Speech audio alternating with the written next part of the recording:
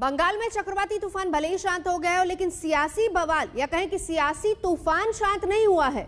चुनाव के नतीजों के बाद भी बीजेपी और टीएमसी की रस्साकशी वैसे ही जारी है। प्रधानमंत्री नरेंद्र मोदी की समीक्षा बैठक में ममता शामिल नहीं हुई, बैठक में पहुंची लेकिन तूफान पर रिपोर्ट देकर वहां से चली गई। बीजेपी और सरकार के मंत्रियों ने इसे प्रधानमंत्री का अपमान बताया। आरोपों का जवाब देने के लिए ममता सामने आई और बीजेपी पर हमला बोल दिया।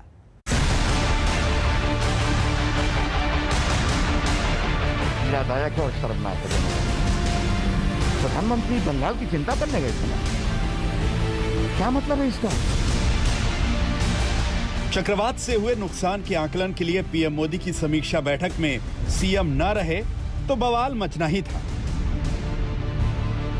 और वो भी पश्चिम बंगाल में, जहां चुनावी नतीजों की तल्खी अभी बाकी है।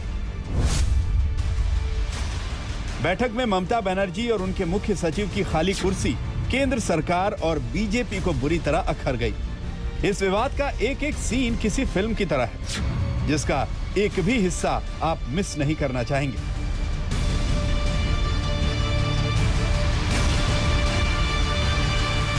तय था कि कलाईकुंडा में प्रधानमंत्री और ममता बनर्जी की मुलाकात होगी।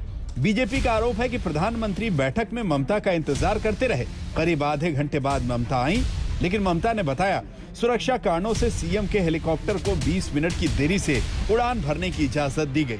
बैठक में पहुंची तो एसपीजी के अफसरों ने एक कमरे में बिठाया और 1 घंटे इंतजार करने को कहा।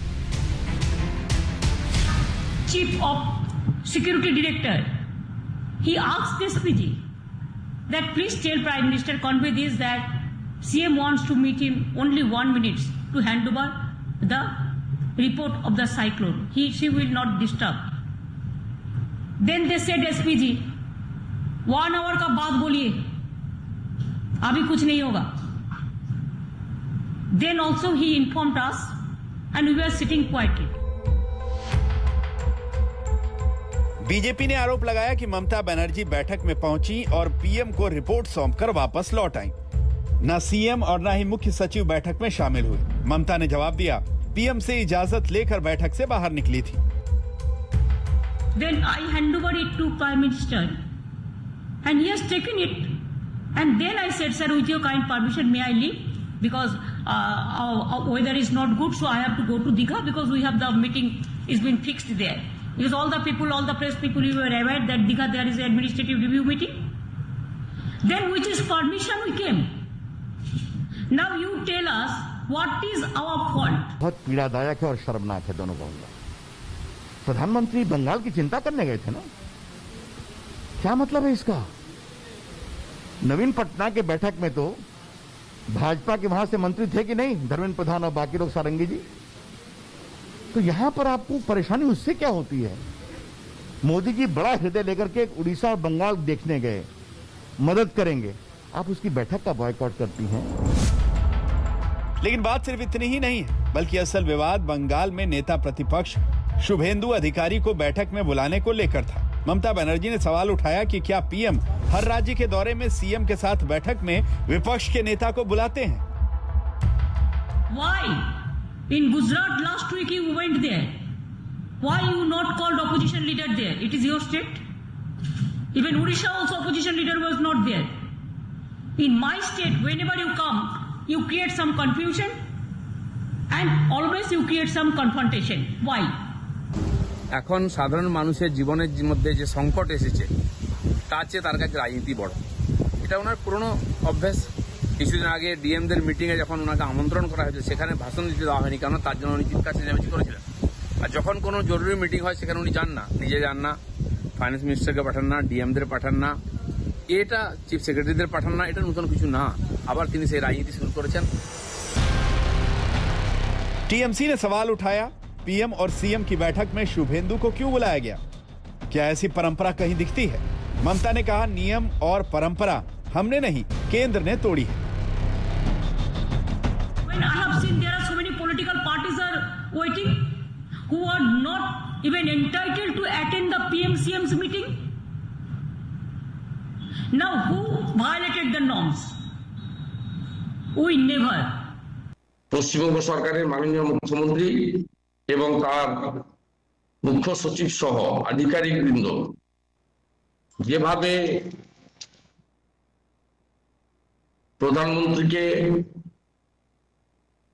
এবং ভারত সরকারকে অপমান করেছেন, এই নিন্দার কোনো ভাষা নেই। এই অসত্য তথ্য তিনি পরিবেশন করে, ভুল তথ্য পরিবেশন করে শুধুমাত্র ওনার যে অ্যারোগেন্সি এবং পেটি পলিটিক্স সেটাই তিনি তুলে ধরার চেষ্টা করছেন।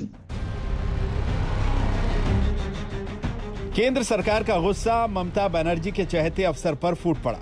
पश्चिम बंगाल के मुख्य सचिव अल्पन बंदोपाध्याय को 31 मई की सुबह 10 बजे तक भारत सरकार के डीओपीटी में रिपोर्ट करने को कहा गया है। उन पर आरोप है कि पीएम की बैठक में शामिल न होकर उन्होंने सर्विस रूल्स के खिलाफ काम किया है। ममता बनर्जी ने मुख्य सचिव का बचाव किया और सरकार को चेताया। Not only disturbing me, you are disturbing my secretariat. You are disturbing my chief secretary. Don't you think there are so many chief secretary in so many states? One humiliation, you can humiliate my chief secretary, but all the chief secretaries are being humiliated. हाल ही में मुख्य सचिव को ममता की अनुशंसा पर केंद्र से 3 महीने का सेवा विस्तार दिया गया था, लेकिन अब उन्हें दिल्ली बुला लिया गया है। ममता ने इस फैसले को बदलने की मांग की है। ममता बनर्जी ने आरोप लगाया, विधानसभा चुनाव में शिकस्त को बीजेपी पचा नहीं पा रही है और यही वजह है कि उनकी सरकार को परेशान किया जा रहा है। राज्यपाल हथियार की तरह इस्तेमाल हो रहे हैं। Within a minute, governor gave the statement against a statement regarding law and order. I took oath. Within a day, they have sent central team to visit West Bengal. I took oath. Within 48 hours, they have sent National Human Rights Commission, National Women Commission to visit. After 72 hours, they sent their political party leaders also, central ministers also. चुनाव खत्म हो गया, जनता ने जनादेश भी दे दिया, लेकिन चुनावी तलखी सिर चढ़कर बोल रही है। अगर इसी तरह से केंद्र और राज्यों के बीच तलवारें खींची रहीं, तो सबसे बड़ा सवाल यह है कि कोरोना की भीषण त्रासदी से कैसे निपटेंगे, कैसे तूफान की तबाही से लोगों को राहत मिलेगी। ममता और मोदी सरकार के बीच अब तनाव का बिंदु मुख्य सचिव का तबादला है। तनाव का ये बिंदु दरिया में तब्दील होता दिख रहा है और केंद्र सरकार और ममता के बीच की खाई और गहरी होती जा रही है। कोलकाता से इंद्रजीत कुंडू और प्रेमा राजाराम, पटना से सुजीत झा और दिल्ली से हिमांशु मिश्रा के साथ आज तक ब्यूरो।